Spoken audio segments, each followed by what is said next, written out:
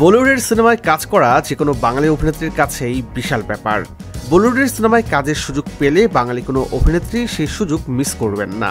কিন্তু বলিউডে কাজের সুযোগ পেয়েও সেই অফার হাসি মুখে ফিরিয়ে দিয়েছেন টলিউড কুইন খ্যাত জনপ্রিয় অভিনেত্রী কোয়েল মল্লিক। অথচ সেই সুযোগটি কাজে লাগালে কোয়েল হতে পারত বলিউডের নামকরা অভিনেত্রী। কলকাতার সিনেমা ইন্ডাস্ট্রিতে কোয়েলের কেরিয়ার যখন শুরুর দিকে, সেই সময় ইমরান হাশমি বলিউডের প্রতিষ্ঠিত নায়ক।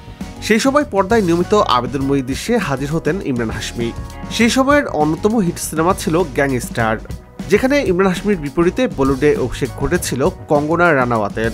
গ্যাংস্টার সিনেমার জন্য এই ছবির পরিচালকের প্রথম পছন্দ ছিল টলিউড অভিনেত্রী কোয়েল মল্লিককে। মোটা অঙ্কের টাকার বিনিময়ে ইমরান হাশমির সঙ্গে অভিনয়ের প্রস্তাব দেওয়া হয়েছিল তাকে। কিন্তু এত বড় সুযোগ পেয়েও সেই অফার গ্রহণ করেননি টলিউড কুইন। কোয়েল তখন সরাসরি পরিচালককে জানিয়ে দেন তিনি আবেদনময়ী অশালীন কোনো দৃশ্যে অভিনয় করবেন না। পরিচালক বারবার অনুরোধ করার পরেও কোয়েল ইমরান হাশমির বিপরীতে তখন কাজ করতে রাজি হননি, কারণ ক্যারিয়ারের শুরু থেকেই তিনি বেছে বেছে কাজ করেছেন।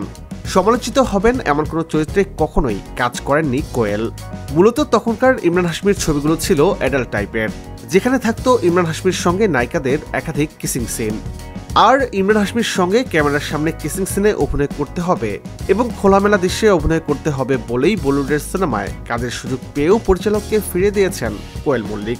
এমনকি ইমরান হাশমির পক্ষ থেকেও কোয়েলকে অনুরোধ করার পরেও ইমরান হাশমির সঙ্গে স্ক্রিন শেয়ার করতে রাজি হননি টলিউডের জনপ্রিয় এই অভিনেত্রী।